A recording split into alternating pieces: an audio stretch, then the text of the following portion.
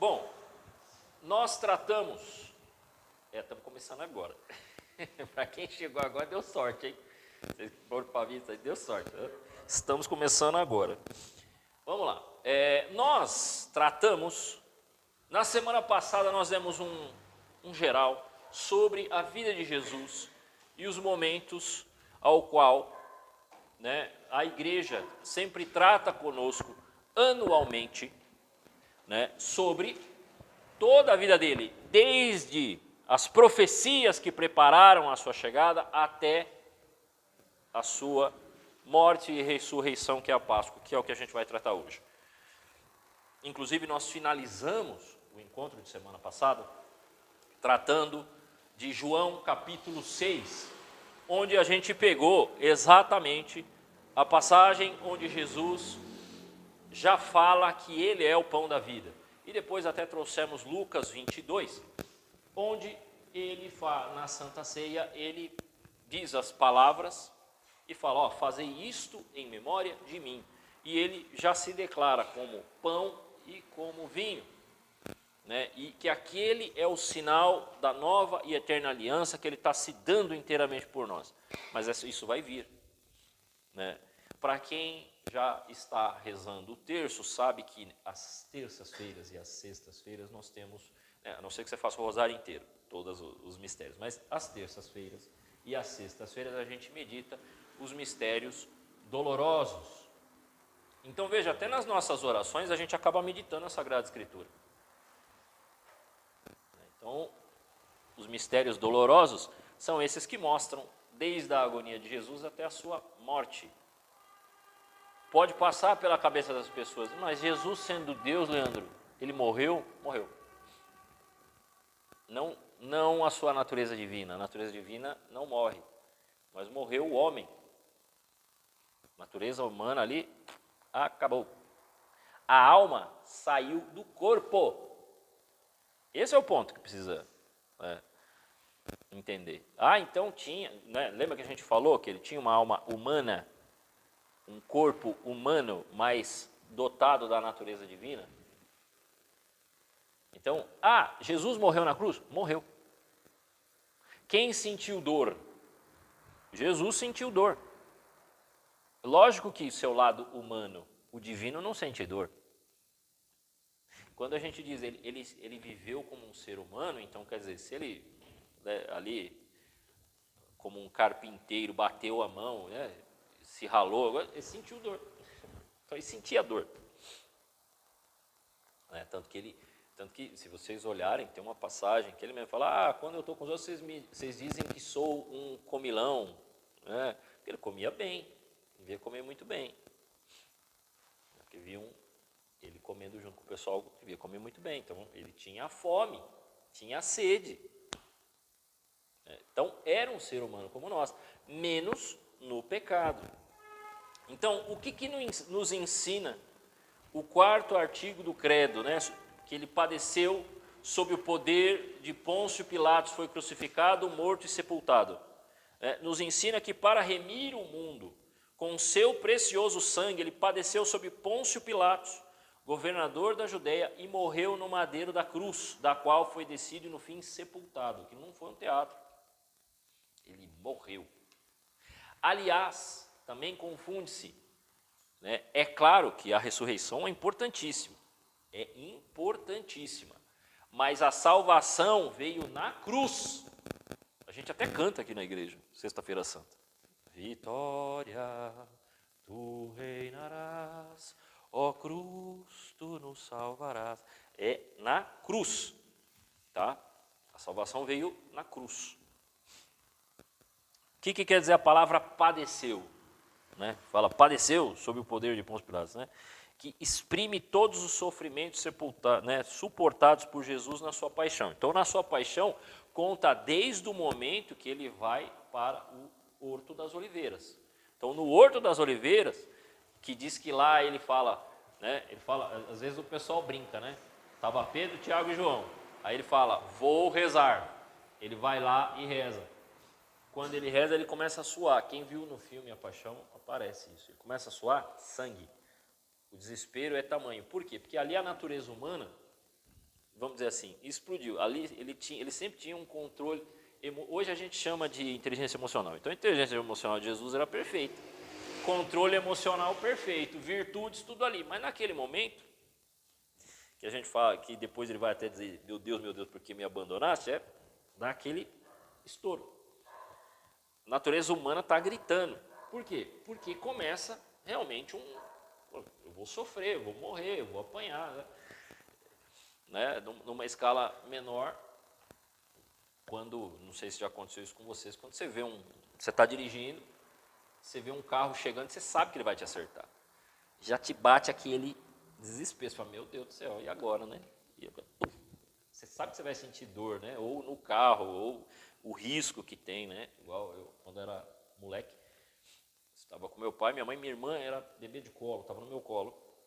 Nós estávamos no carro e, de repente, o caminhão, na ponte da Castelo, foi vindo para o lado, assim. Nós estávamos na última pista e o caminhão vindo para o lado e pegou a gente. Nós demos 3 voltas, né? Foram 3 voltas e o carro parou 90 graus, assim, de frente. Graças a Deus não estava vindo nenhum carro, porque se viesse teria pego a gente, aí a gente ia capotar e sabe-se lá o que aconteceria, né? E nós estamos falando de 1991, onde ninguém usava cinto de segurança. Cinto de segurança ninguém usava, até porque também os cintos de segurança que tinham eram horrorosos, não tinha direito onde colocar, era muito ruim.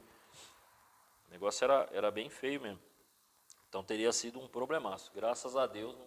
Então quando você vê aquilo, bate na sua alma, e mesma coisa, Jesus ali, toda a natureza humana começou a gritar. Ele começa a suar sangue.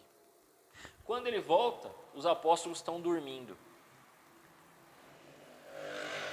Saudoso Papa Bento XVI, no seu livro Jesus de Nazaré, que ele conta a história de Jesus, fez questão de falar, né, de explicar de um modo mais teológico, mas assim, com palavras mais simples, tá? É um livro bom, não é um livro pesado, difícil de ler, não. Ele fez questão porque ele falou, o que está faltando a nós é voltarmos a crer em Jesus, né? Entender que Jesus é Deus. Então, ele a todo momento ele faz esse esforço no seu livro. E ali ele fala assim, às vezes a gente estranha alguns comportamentos dos apóstolos, mas veja, não foi só ali que eles deram essa dormida. Essa dormida, sabe quando a gente está numa fase meio difícil assim de problema e tudo mais, que a primeira solução que a pessoa arruma é dormir para esquecer os problemas? Também, quando mencionado a realidade na nossa cara, a gente não responde nada, querendo fugir do problema. Era mais ou menos o que aconteceu com os apóstolos, porque algumas vezes, não foram, né, foram 3 vezes, Jesus chega para eles e fala assim, saibam que eu vou sofrer, eu vou morrer, não sei o que, vão me prender e tal, e eles não respondem, eles meio que dão de ombro, fazem conta que não é com a gente aqui. Não, ninguém está sabendo disso. Até o que eu comentei de que Pedro, numa dessas daí, também quis pormenorizar, que isso não te aconteça, Senhor. Jesus falou, afasta de mim, Satanás. Então, essas partes mostram muito daquela questão do ser humano de tentar fugir do problema. Não é com a gente. Como é que ele vai se afastar? Como é que vão matar ele? Não. Porque eles acreditavam realmente que Jesus era o Messias. Vários, né? Os apóstolos acreditavam que Jesus era o Messias. Mas tem um problema nesse acreditar. Veja, o que eu vou contar aqui é a diferença de Pedro e Judas. Ao mesmo tempo que teve toda a Santa Ceia, Judas foi lá fazer o que ele tinha de fazer. O próprio Jesus falou, vai lá e faz o que você tem que fazer. Todo mundo achou que era para comprar alguma coisa, que ele que cuidava do dinheiro dos apóstolos. Ele era o tesoureiro. Ele foi para trocar Jesus. Qual que é a ideia dele? Judas parou de crer em Jesus? Não. Judas não parou de crer em Jesus. Qual era o objetivo de Judas ao entregar Jesus por 30 moedas? Era provocar Jesus.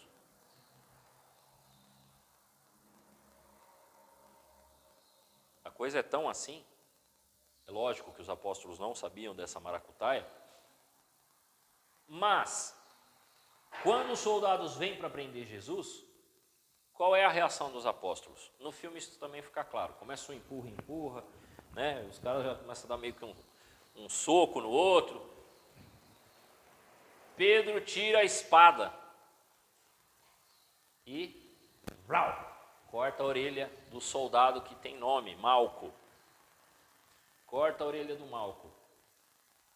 Aquela confusão. Os apóstolos vão para frente e se colocam para proteger Jesus. O plano de Judas parece que estava dando certo. Aí Jesus fala, parou. Não. Guarda a tua espada, Pedro, porque com ferro fere, com ferro será ferido. Pode ver que está lá a frase. Guarda a espada.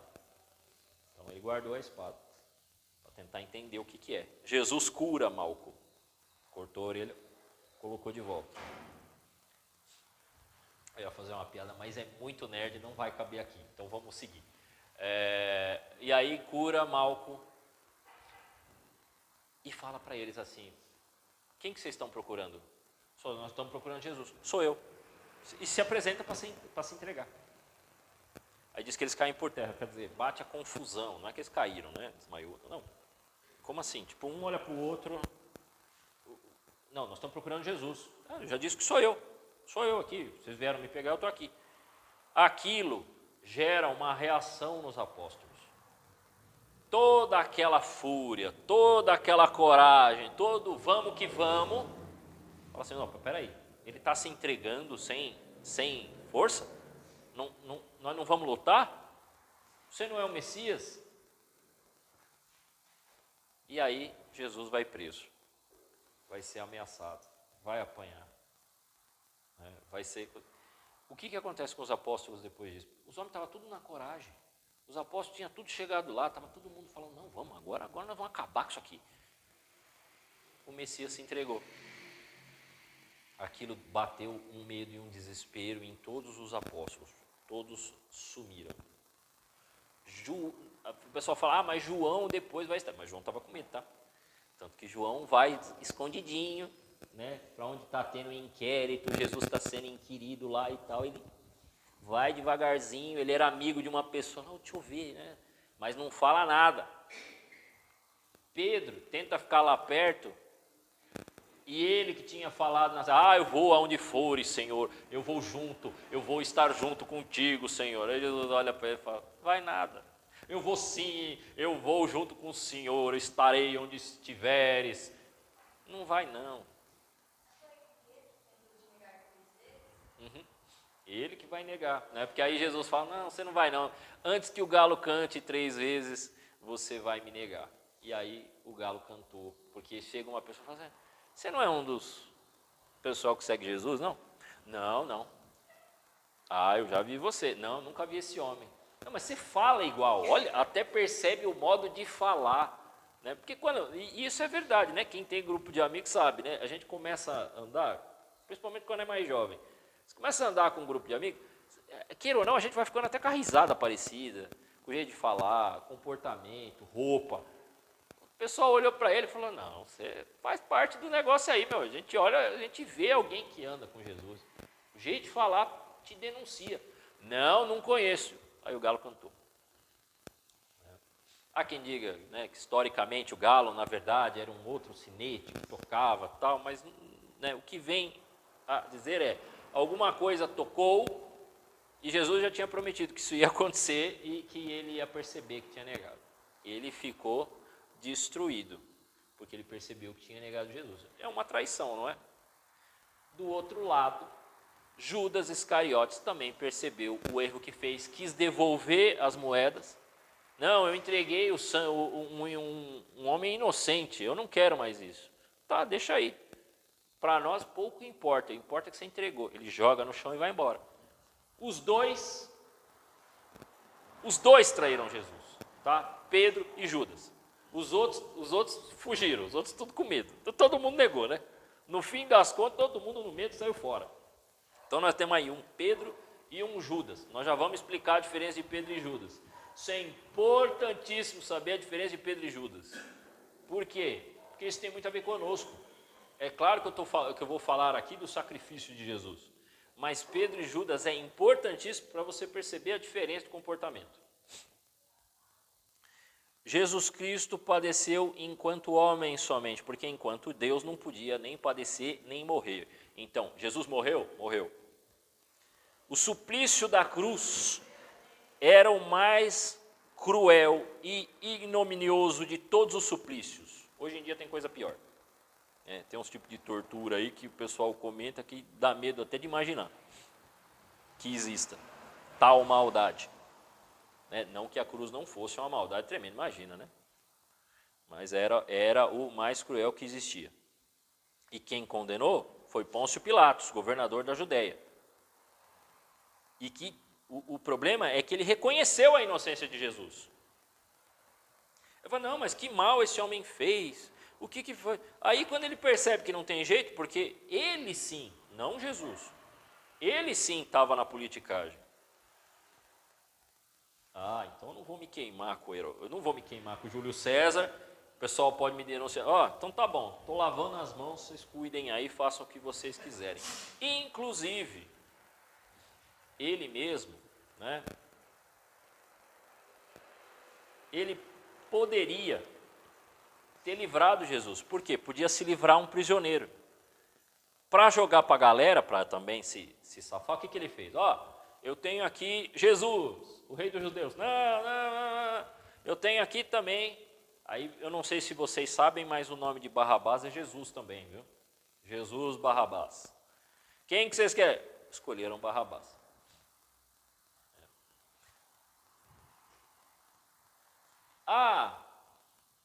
Existe um termo que os padres usam.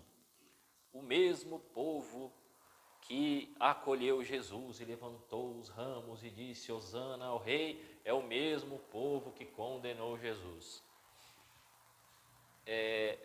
Nesse livro também, aí é uma discussão teológica, tá? Não é um dogma, apesar da frase de efeito, o Papa Bento discorda dessa opinião. Ele acha que não é o mesmo povo, e que a coisa também tinha uma galera que engendrou toda aquela situação. Então não teria sido o mesmo povo que louvou.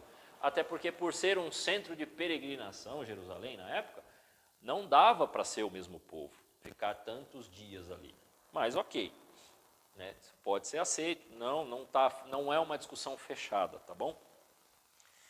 Jesus foi crucificado no Monte Calvário. Aí a gente fala, mas Jesus sendo Deus, ele não poderia se livrar da mão dos judeus, dos romanos, de Pilatos? Sim.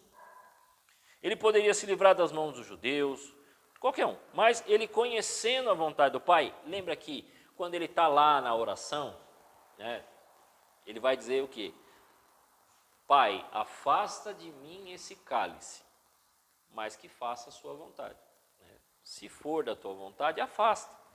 Que vai ser doloroso, mas que se faça a sua vontade. Ele se entrega. Ele, melhor que não. Vocês não fazem oração assim também? Eu pedi para Deus, faz sua vontade, mas se puder, dá um outro jeito para não ter que ir para a faca, para não ter que passar por cirurgia aí. É embaçado. A gente faz, mas se é da sua vontade, vamos encarar, fazer o quê? Não é que a vontade, coisas na nossa vida que Deus permite, não é vontade de Deus no sentido ativo, é no sentido de permissão. Vai lá e cresce um pouco, encara isso, e aí Deus sempre tira alguma coisa boa de algo ruim. Mas a gente não se livra de todos os problemas e todas as coisas. Então, conhecendo a vontade de seu eterno Pai, que ele padecesse e morresse pela nossa salvação, submeteu-se voluntariamente e saiu ao encontro dos inimigos. Quer dizer, aquela parte que eu falei, que chegaram os soldados romanos, aquela confusão entre os apóstolos, e ele se deixou prender e conduzir à morte. Foi crucificado no Monte Calvário. O que ele fez na cruz? Orou pelos inimigos.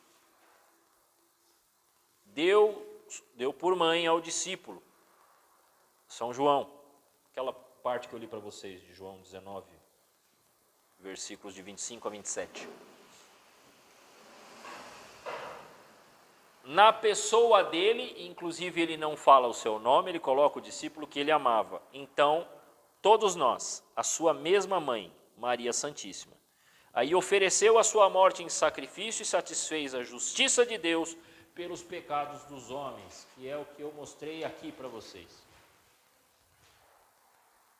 Nós tínhamos o fruto do madeiro, aqui vai ter o fruto do madeiro, madeira, árvore de madeira, cruz de madeira.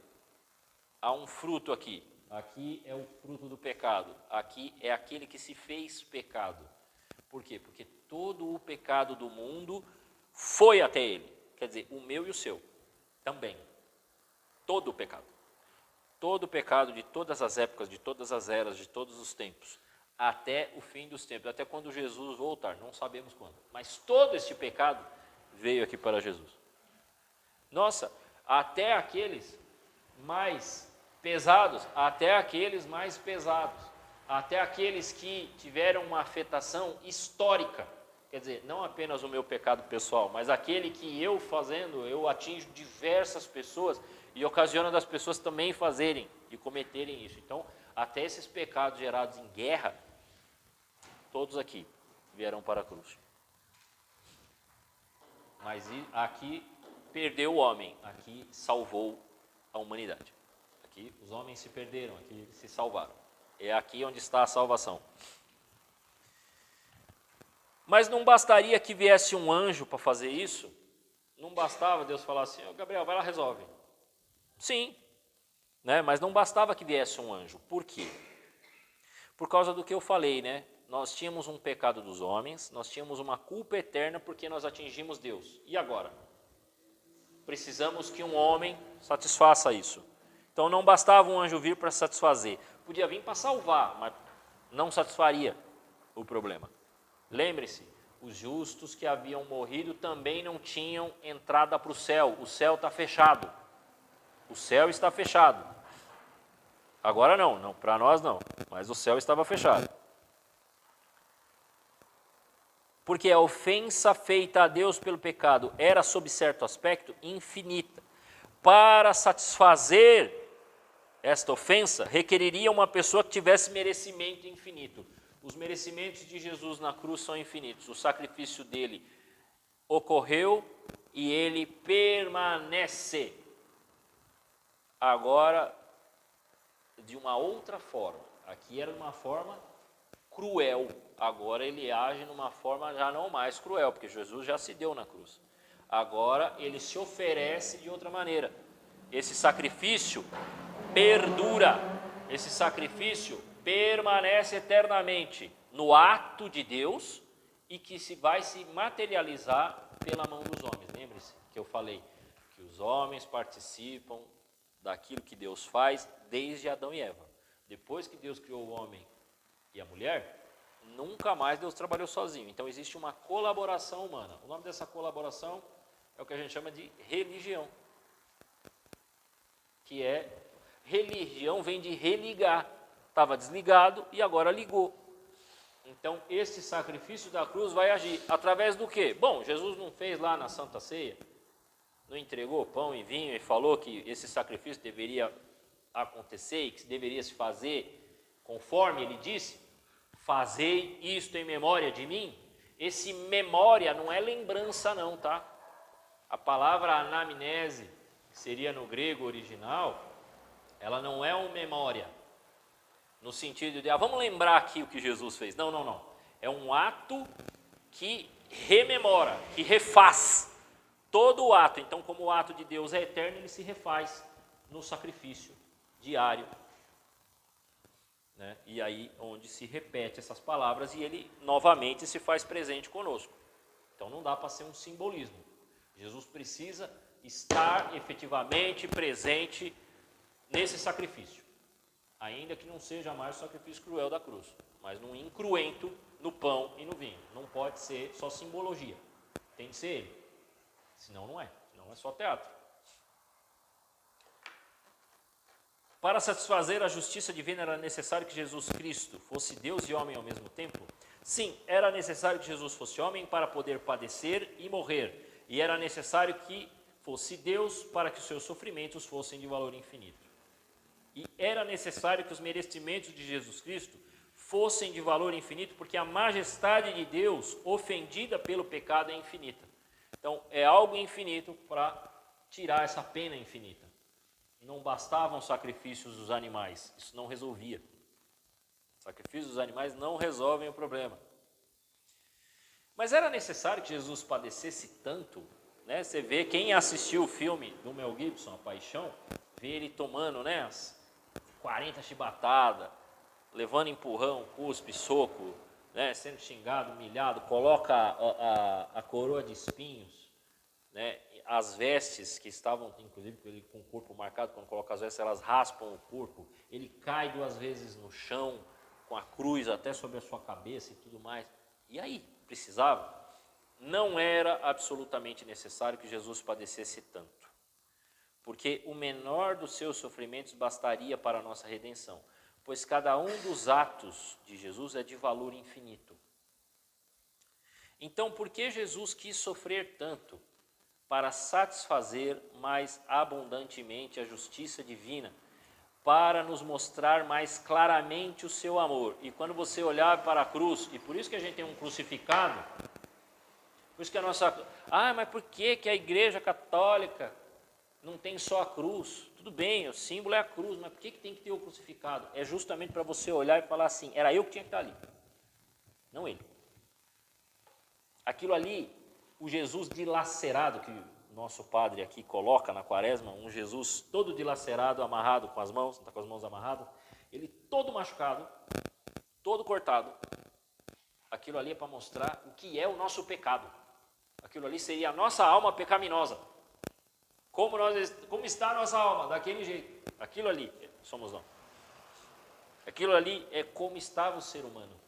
E precisou que o ser humano mais puro, mais belo, desse a sua vida para curar toda a humanidade de toda aquela chaga que nós temos. Tem uma música que já não se canta mais, porque como a gente tem essas músicas populares na igreja, o pessoal, elas dependem da moda, né? Então tem que cantar a musiquinha da moda.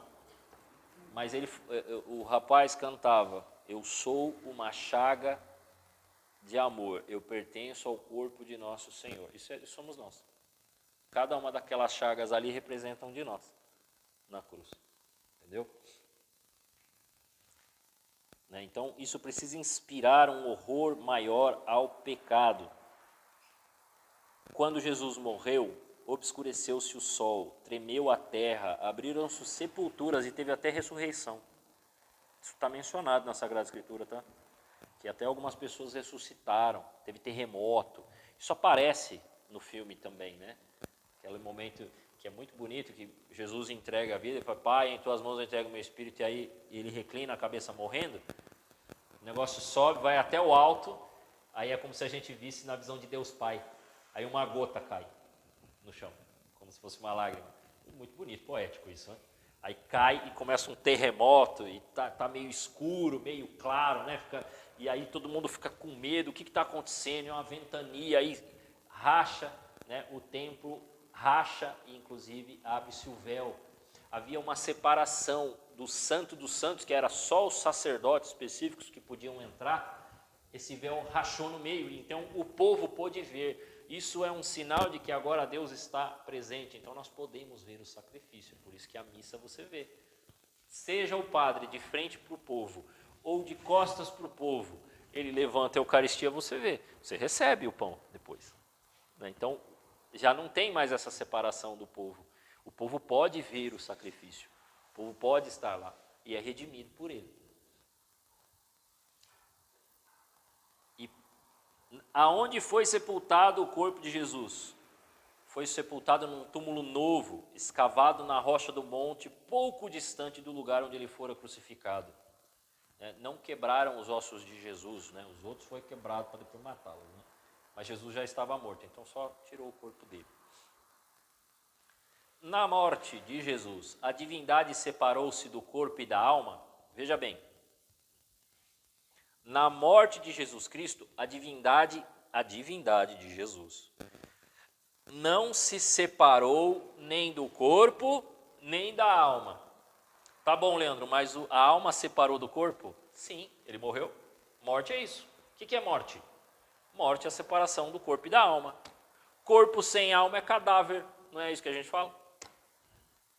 O corpo separou. Então, mas e aí, a alma foi para onde? Ah, muito bem, nós vamos saber isso semana que vem.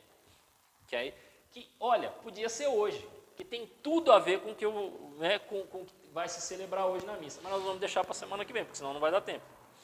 O que teve? Porque nós vamos falar que Jesus subiu aos céus. Então, a ascensão que está celebrando hoje na missa, nós vamos falar semana que vem. É uma pena que não vai bater, porque senão bateria certinho. Eu falaria hoje disso e na semana que vem falaria do Espírito Santo. E aí seria também Pentecostes, que eu acho que é Pentecostes semana que vem. Se eu não estou enganado, acho que eu estou certo.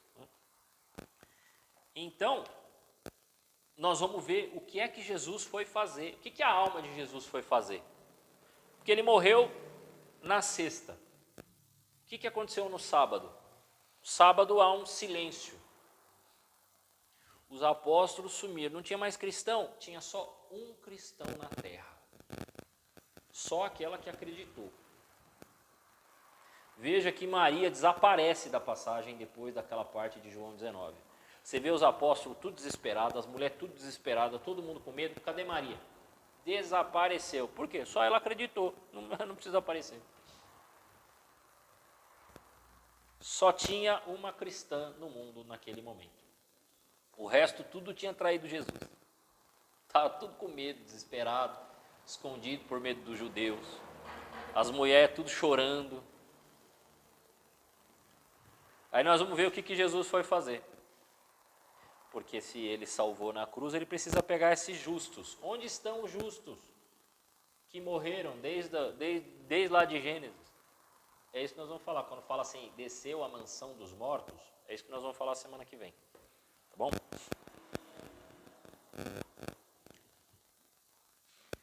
Por quem morreu Jesus Cristo? Morreu pela salvação de todos os homens e satisfez por todos. E se Jesus morreu pela salvação de todos, por que nem todos se salvam? Essa é uma dúvida boa. Jesus morreu por todos, mas nem todos se salvam, porque nem todo mundo reconhece Jesus como Deus. Lembre-se, e isso está no Evangelho de hoje, da festa da Ascensão. Ele fala, ide por todo mundo pregar o Evangelho. Quem crê, será só, quem não crê não vai. Mas não é obrigado a crer. Acabou. É para ir ensinar. Creu? Ok. Nem todos os reconhecem, nem todos seguem sua lei, e nem todos se servem dos meios de santificação que ele deixou para nós. Então, se a pessoa não quer, não quer, meu amigo, por que vai ir? Né? Então, para a gente se salvar, não basta que Jesus tenha morrido, porque eu já ouvi isso daí. Eu vi uma vez um jovenzinho, e a galera fica desesperada na internet, né, meu? Pega um jovenzinho, não duvidando que um menino possa ser inteligente ou não é duvidar de inteligência de ninguém, mas assim, é lógico que tem alguma carência ali no que ele está dizendo. Aí ele fala assim, Jesus, né? Não sei se vocês já ouviram isso, não é só jovenzinho que fala não, eu já vi adulto falar isso. Jesus morreu, ele já fez tudo que tinha que fazer, não precisamos fazer mais nada. Não, senhor, não, senhor. Exatamente por conta da liberdade humana que não nos foi retirada, nós precisamos fazer algo. Nós precisamos fazer algo. Você poderia dizer assim, tá, o que nós vamos recuperar com essa salvação de imediato?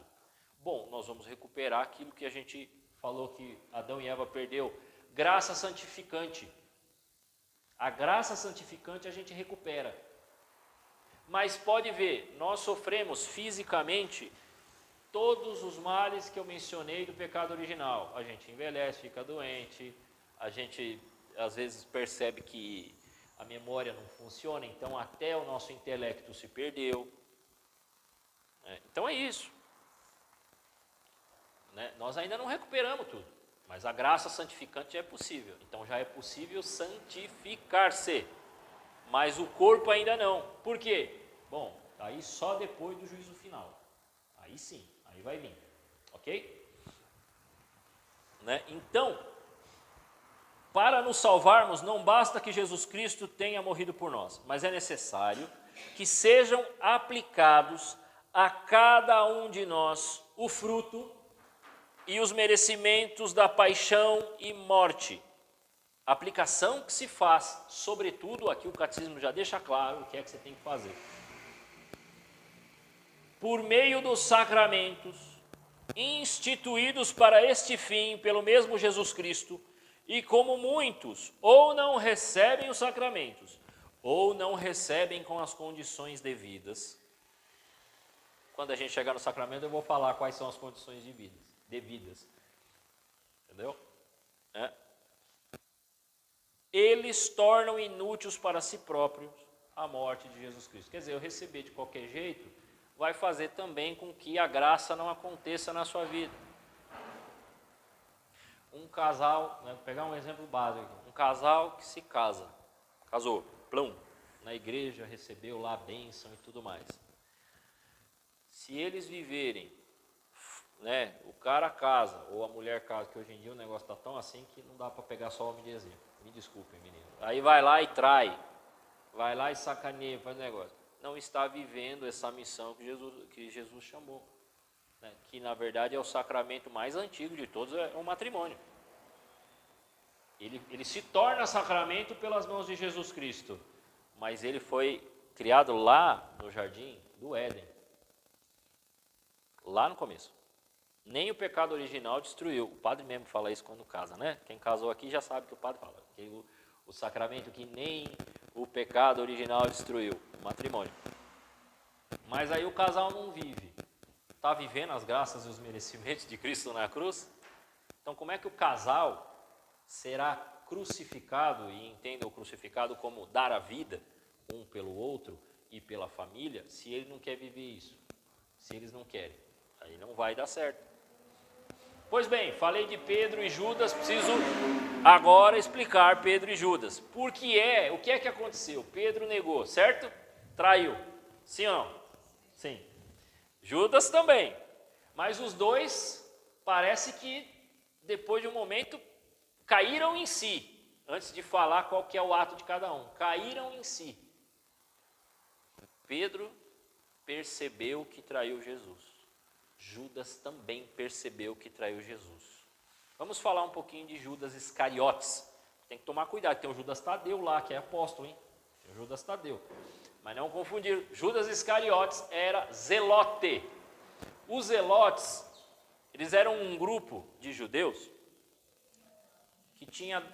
que vamos dizer assim, eles estavam revoltados. Eles queriam dar um basta nessas dominações, porque já tinha mais de 500 anos que o povo de Deus tinha caído na mão de Babilônia, Assíria, Grécia, Roma, e por 500 anos já os caras não, chega. E eles formaram grupos que faziam ataques a soldados romanos.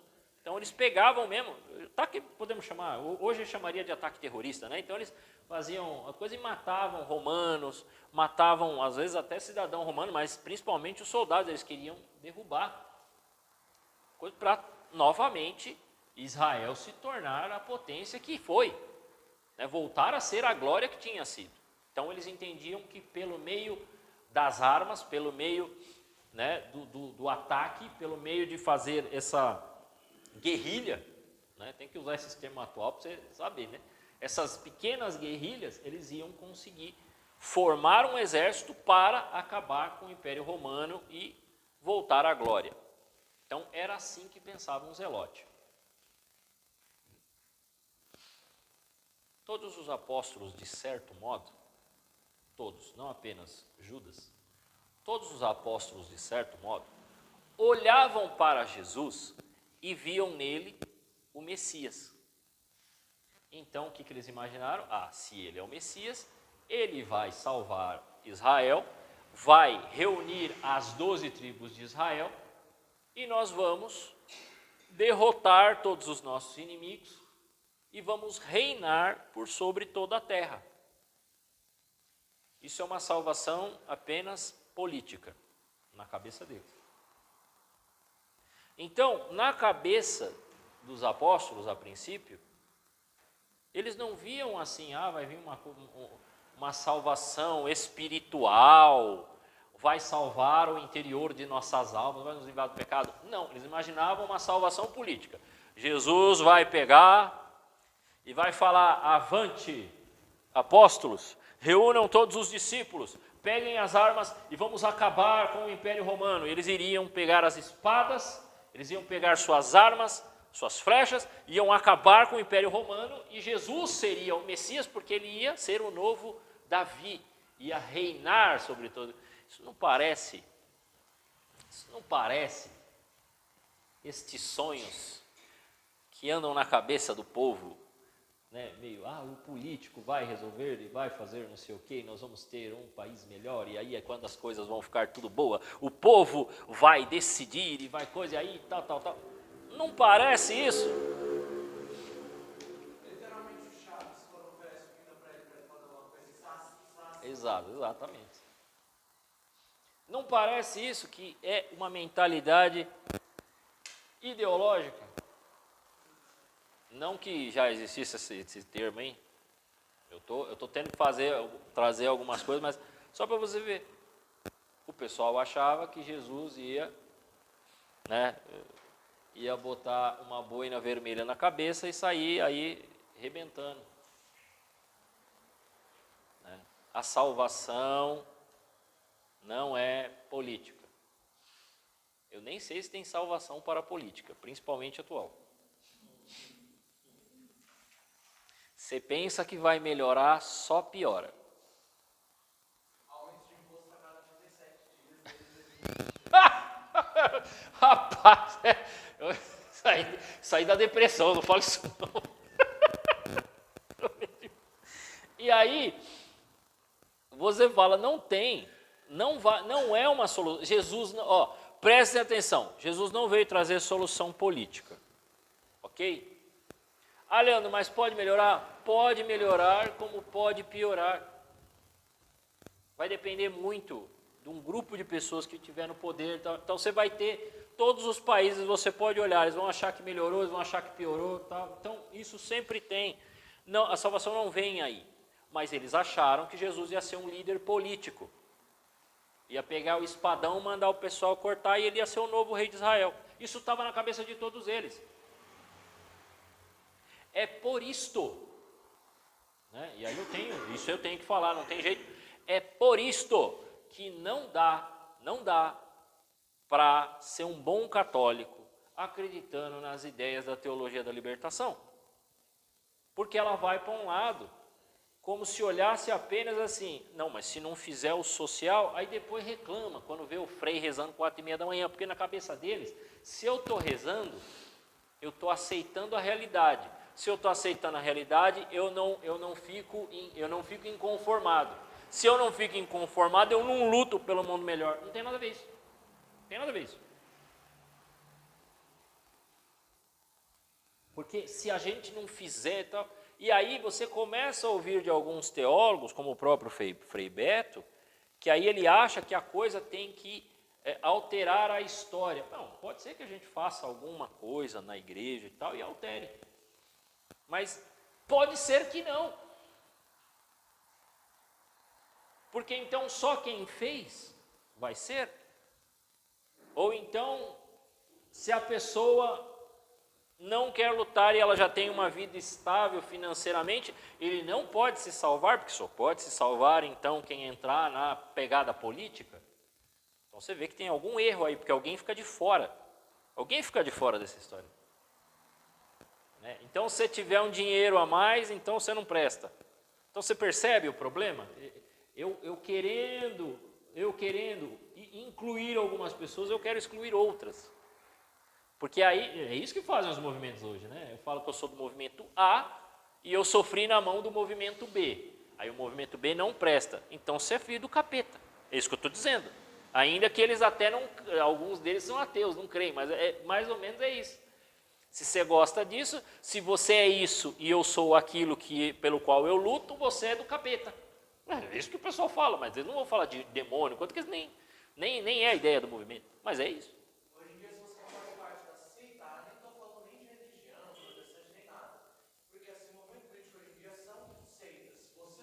automaticamente. Né? Você precisa ser convertido, se você sai dela, você é encarnação do mal na terra.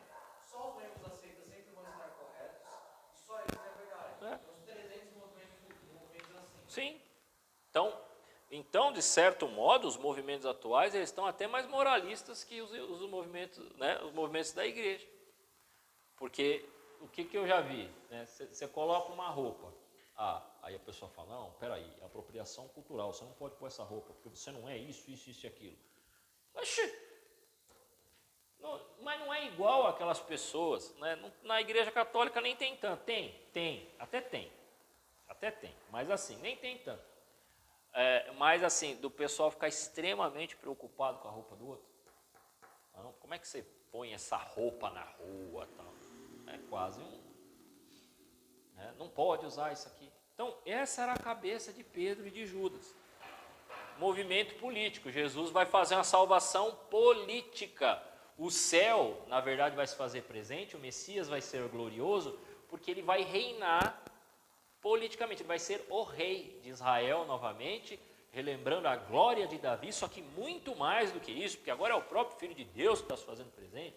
Né? Não que eles acreditavam o Filho de Deus no termo pequeno, no termo assim, um homem escolhido.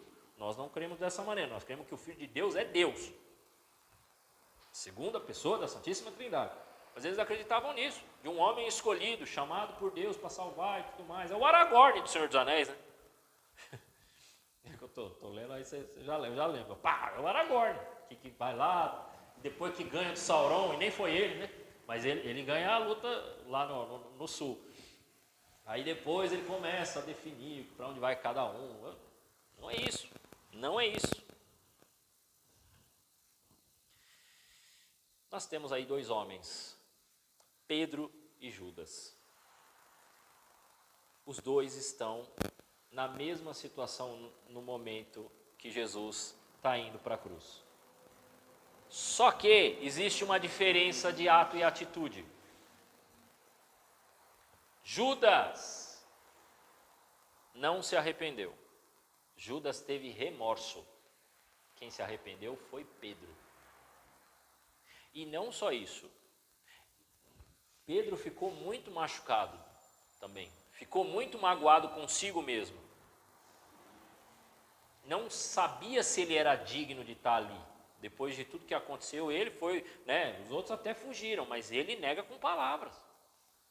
Judas nega com palavras. O que aconteceu com Judas Iscariotes? Judas Iscariotes tem remorso. O que é remorso? É remorder-se. O que ele fez?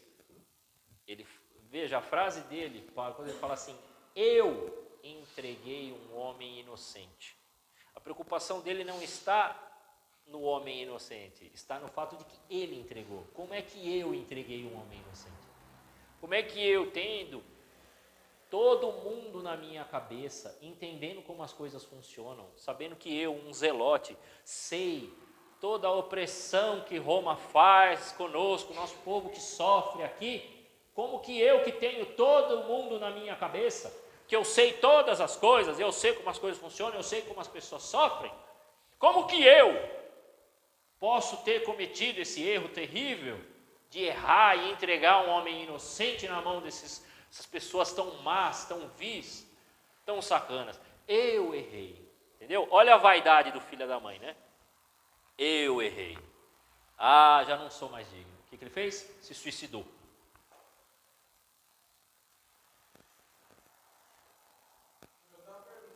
Tem duas versões do suicídio de Judas Iscariotes na Bíblia. Eu ouvi falar que explica essa diferença, é que uma foi visual e a outra foi relato. A visual foi, a pessoa foi onde se suicidou e viu o cadáver. Então, se jogou no morro. Sim. A outra ele se suicidou com enforcamento. Aí aconteceu, ele caiu. Aí um foi visual e outro foi relato. Então, elas ficam em abertas, mas se suspeita-se que ele teria se enforcado, né? Nos filmes mostra mais o enforcamento. Se eu não me engano, tem uma das passagens que fala do enforcamento. Tinha até a piadinha, né? que algumas pessoas, e isso é um modo errado de ler a Bíblia, tá? Não se faz dessa maneira, por isso que existe a piadinha. Sim, sim. A piada é a seguinte: o rapaz fala assim, ai, deixa eu ver o que Deus quer dizer para mim. Aí ele fica abrindo, de jeito, sabe, aquele jeito meio, deixa eu ver o que Deus tem para mim hoje. Ele abre de qualquer, né? Aí um dia ele abriu, aí estava assim, e Judas suicidou-se. Aí ficou com medo. Não pode ser isso, né? Aí ele, deixa eu abrir outra passagem. Na hora que ele abriu, aí estava dizendo, Jesus disse, vai e faze o mesmo. Então, evitem esse tipo de forma de abrir a Bíblia. Não façam assim. Minuto de sabedoria. Não abram a Bíblia desse jeito, tá? Eu ouvi minuto de sabedoria que é assim, né? Esse aí eu não quero, não. Ai. Então, esse foi o ato de Judas. E o ato de Pedro? Pedro sentiu mais que os outros. Pedro ficou muito mal. Quando disseram que Jesus ressuscitou, tanto que ele sai correndo. Ele era, pelo jeito, ele era mais velho do que João. João chega primeiro, aí ele chega todo esbaforido, vê que... Mas também não sabe explicar o que aconteceu. Ele não tem mais explicação. E ele está se sentindo mal. Mas ele se arrependeu. O dele foi arrependimento. Não foi... O dele, ele não ficou com remorso, ele ficou mal. Ele sabia que ele tinha errado, mas ele continuava amando Jesus. Arrependido, ele volta e fica com os apóstolos. Mas o que acontece lá em João capítulo 21? Ele chega e fala assim, vou pescar. O que quer dizer eu vou pescar? Quer dizer que ele voltou para a vida velha, antes de encontrar Jesus. Entendeu? Ele já não era mais pescador de peixe, ele era pescador de homem. Que negócio é esse? Está voltando para a vida velha? É nesse sentido. Né? Aqui nós não estamos fazendo o juízo moral, Jesus não está fazendo o juízo moral de que pescar é errado. Ele está dizendo assim, olha, ele voltou para a vida velha. Ele voltou a fazer o que ele fazia antes. Por quê? Ele mesmo não acreditava mais nele. Tanto que, quando eles ouvem, assim como lá no começo, Jesus tinha falado, joga a rede. Ele é o Senhor. Ele, sai, vai nadando até lá para encontrar Jesus. Eles comem, né? Comem peixe. Jesus faz questão de comer o peixe, apesar de não precisar mais comer. Jesus faz questão para mostrar que seu corpo é ressuscitado mesmo. E aí chama Pedro de canto. E aí ele faz uma remissão dos pecados de Pedro. E também nos explica o Papa Bento XVI, a tradução. Porque quando a gente escuta essa passagem, Pedro, tu me amas? Sim, Senhor, eu te amo. Apacenta minhas ovelhas. Pedro, tu me amas? Sim, Senhor. Então, apacenta minhas ovelhas. Pedro, tu me amas? Aí ele diz que ele ficou triste, porque Jesus tinha perguntado de novo. Tu me amas? Senhor, tu sabes tudo, tu sabes que eu te amo. Em português não tem a mesma beleza da sua língua original. Por quê? Nós vamos voltar a este assunto quando nós falarmos da moral cristã, quando a gente falar sobre o amor. Mas o amor, em grego, ele não é simplesmente amor. Ele tem três até 4 nomes diferentes. Ele tem ágape, que é o amor incondicional, o amor de Deus. Ele tem o fili, que seria o amor de amizade, o amor de família. É que família eles usam o storge, né? Eu não sei grego, então não sei se o modo de falar está correto, tá? Mas tudo bem. Storge. E tem o eros, que seria o amor de atração. Quer dizer, eu olhei para a pessoa e me atraio por ela. O amor de atração. Ou você olha para algo e gosta dessa coisa, ou um alimento que você gosta muito, você tem uma atração a ele. Então, quer dizer, você precisa se atrair para você se aproximar. Então, o primeiro, o mais básico dos amores é o eros, que é o amor de atração. O amor de família é o que a gente chama de storge, ou o fili, que é a amizade, que é aquele amor de amizade. Quer dizer, os amigos gostam das mesmas coisas e rejeitam as mesmas coisas. Eu até mencionei que a gente começa a rir quase igual, roupa e tudo mais. Por quê? Você abraça as mesmas coisas e rejeita as mesmas coisas. Isso é amizade. O pessoal anda junto. E você tem o mais alto, que é o ágape. A pergunta de Jesus, eu vou perguntar em português usando o termo para vocês entenderem agora o contexto dessa passagem. Jesus chega para Pedro e fala: Pedro, tu me ágape, quer dizer, você tem um amor incondicional por mim? Resposta de Pedro: sim, Jesus, fili.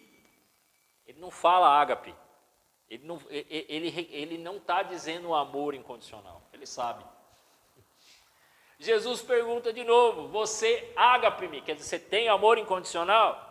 E aí Pedro: Jesus, eu te ágape, eu te fili, você sabe que eu gosto muito de você, que eu tenho um amor de amigo, tá, tudo mais. O que Jesus faz na terceira? Rebaixa a pergunta. Pedro, tu fili-me, quer dizer, você tem um amor de amizade ao qual a gente se ama, se ajuda e tal, mas não é incondicional. Aí ele fica triste, aí ele fala: Senhor, tu sabes tudo, você sabe que eu te amo. O amo nesse sentido. Ele ainda vai ter um amor ágape depois de Pentecostes, mas agora não. Então Jesus fala: então vai e apacenta as minhas ovelhas. Muda o contexto, né?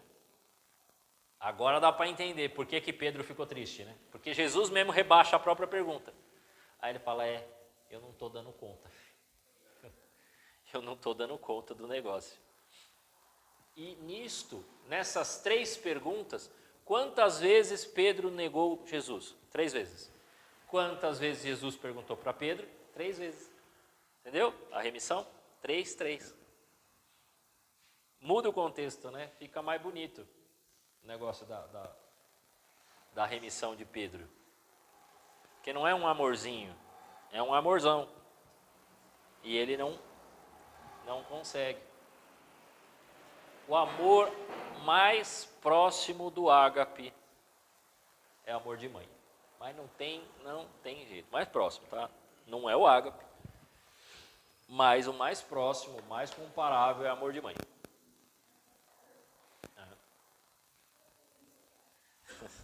Aí a gente vê uma filha abraçando a mãe imediatamente, né? Tá certo. Bom, diga. Uma pergunta a respeito da celebração carismática, como foi dito. Existe, assim, a fundo, a espiritualidade dentro dessa forma de louvar a Deus? Não, mas desculpa, eu não entendi a pergunta.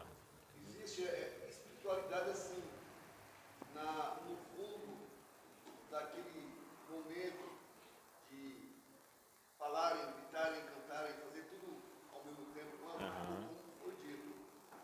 O silêncio é o que nós aprendemos. Sim, sim. Sim, mas existe essa situação onde eles celebram a Deus com toda essa alegria, todos falando ao mesmo tempo. Sim. Assim, existe assim a fundo uma espiritualidade realmente ao Pai? Sim, sim.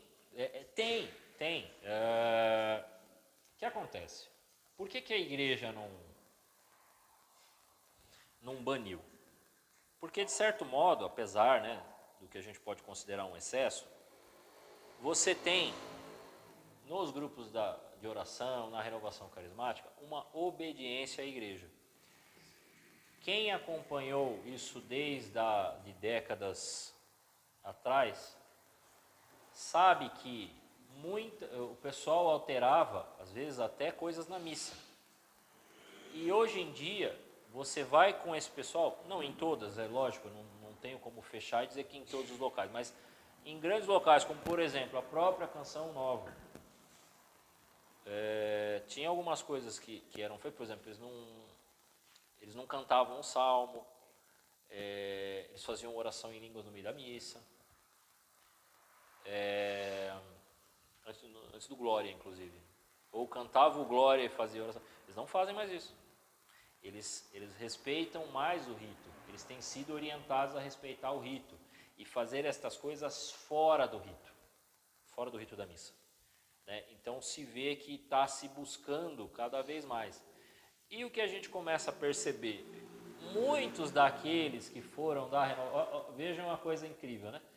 Muitos daqueles que foram da renovação carismática são hoje alguns tradicionalistas, ao qual tem lá, né, vão à missa no rito tridentino. Então, gerou algum fruto, porque esse pessoal acabou se aprofundando mais na igreja, né? E aí, isso aqui, o gesto, né? Levantar o braço, isso passa. Né? Até para quem não é da igreja e tal, isso passa, porque quando você é mais novo, tu quer ir no show da banda, não sei o quê. Hoje, eu quero passar longe. Né? Esses dias eu postei no Instagram uma foto minha. Quem viu, viu. Quem não viu, não vai ver. Né?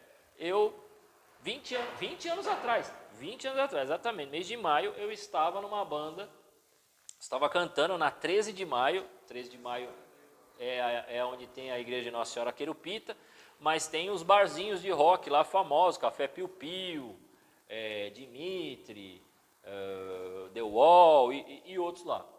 Nós cantamos num barzinho menor lá, eu cabeludo.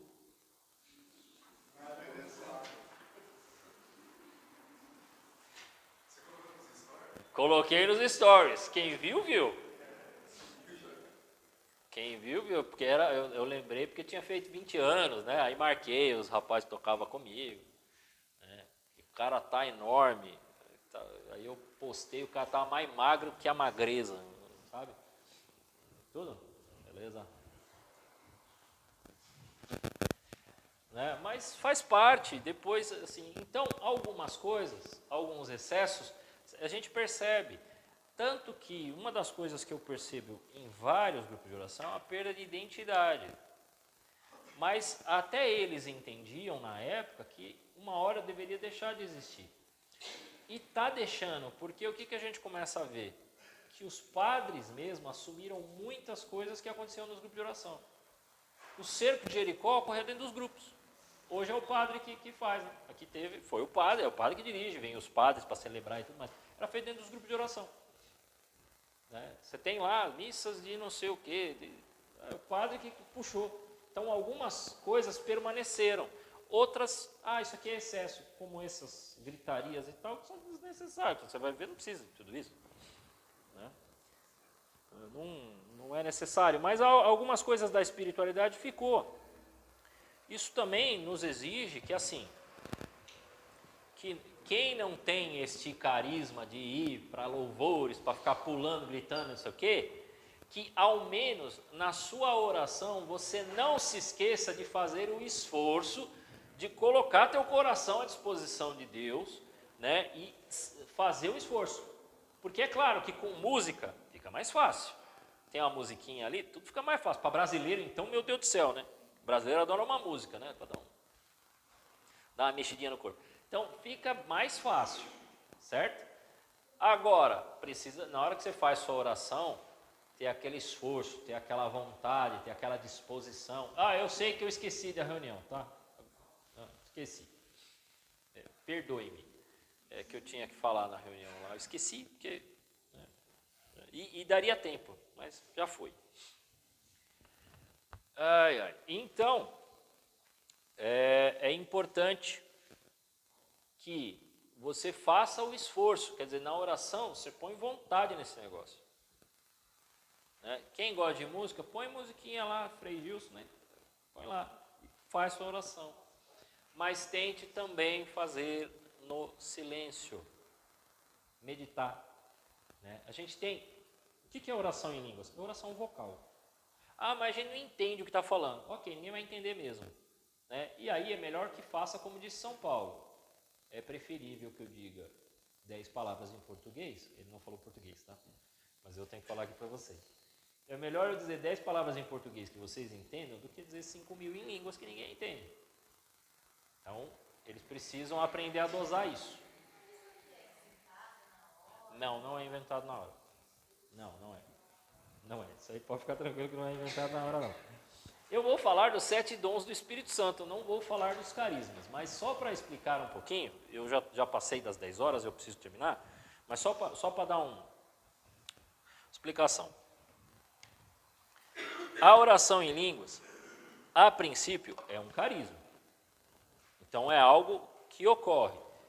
Ah, mas é aquilo ali? Ah, mas todo mundo que está no grupo está rezando? Eu não sei dizer.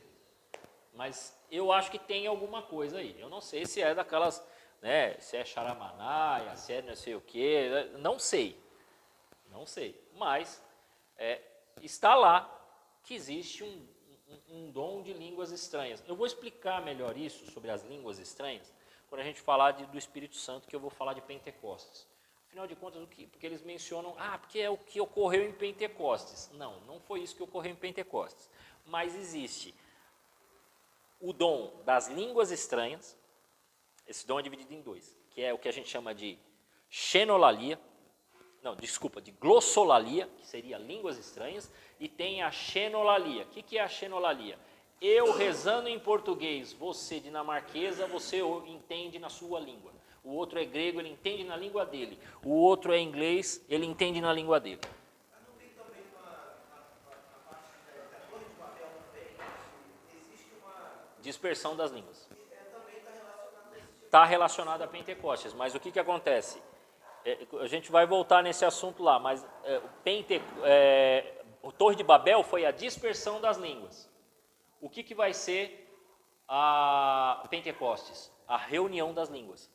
Porque é o que acontece, depois da oração lá, os apóstolos estavam orando, desceram como línguas de fogo e começaram a falar, e as pessoas falam, ora, nós estamos aqui e nós somos do mundo inteiro, pardos, elamitas, cada um fala, mas nós estamos ouvindo a glória de Deus na nossa língua originária. Está reunindo as línguas. Então, quer dizer, eles estão rezando em aramaico, porque eles são tudo judeu. Ué, mas os judeus estão orando e eu sou grego, eu estou ouvindo na minha língua? Não é a línguas estranhas que o pessoal reza nos grupos. É a xenolalia, que é eu rezo na minha língua pátria e você entende na sua língua pátria. É diferente. E teve santo da Igreja Católica que teve esse dom. Por exemplo, o jesuíta São Francisco Xavier foi para a Ásia e ele falava na língua dele e o pessoal entendia. Tinha grupos que viviam há séculos lá fora e rezavam a missa como ele tinha ensinado. Falei, não, nós aprendemos com São Francisco. São Francisco nunca falou a língua deles, que era chinês, nunca falou chinês. E o pessoal entendia na língua deles, era dom de Deus. Então tem esses dons. Esses dons existem, tá? Eles existem, né? Existe profecia, mas profecia não é eu determino. Eu estou dando ensinamento aqui de como ser um bom carismático. Não é eu determino. Você não determina patavina nenhuma, coisa nenhuma. Eu determino agora. Não, você não determina coisa nenhuma. E não vem depois ainda botar Jesus no meio e falar em nome de Jesus. Não. Você está falando por você.